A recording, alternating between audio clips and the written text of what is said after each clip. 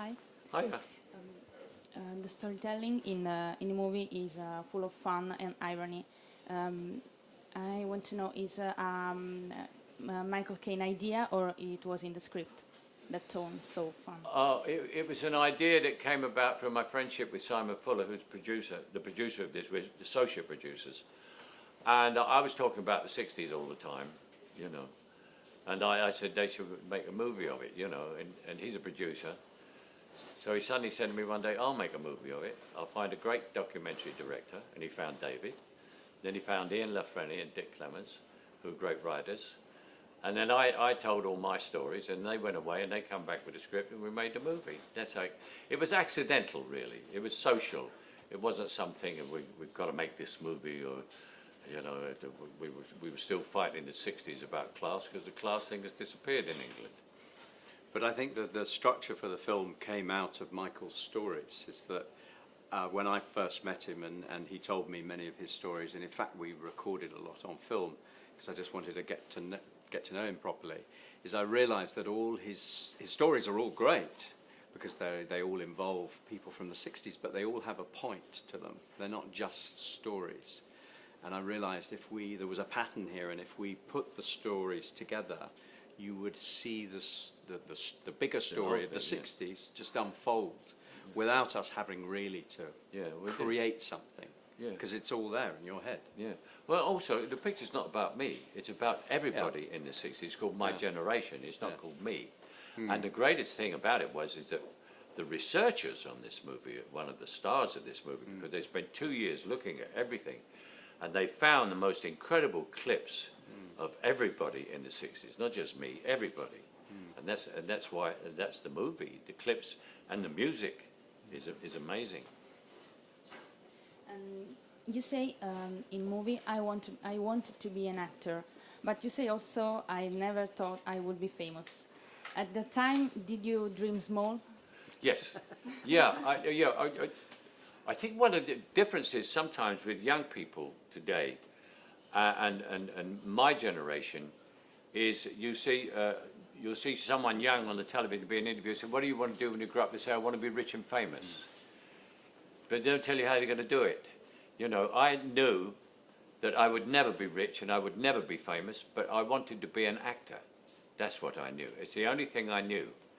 And actors usually went to academies. I came from a class I didn't even know about academy. I didn't know there was one.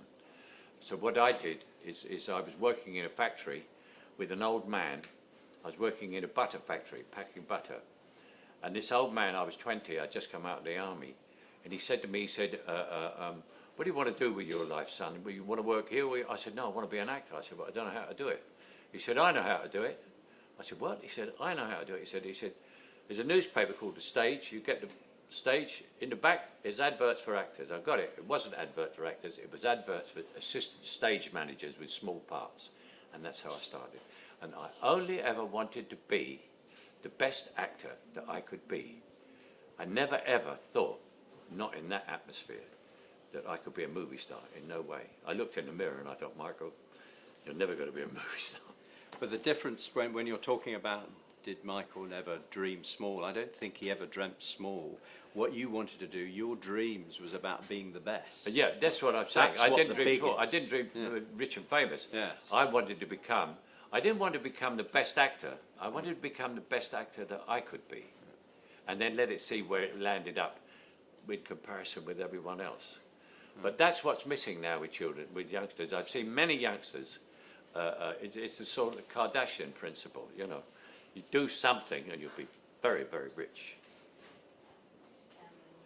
What has meant to you the swing in London, and what is it now? What has meant to you the swing in London? Swing in London? Yes. Yeah. Well, in London was swinging, but we didn't know because we were on the swing, you know.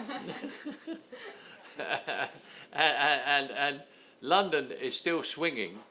But I mean, everyone on the swing's got a computer, an iPad.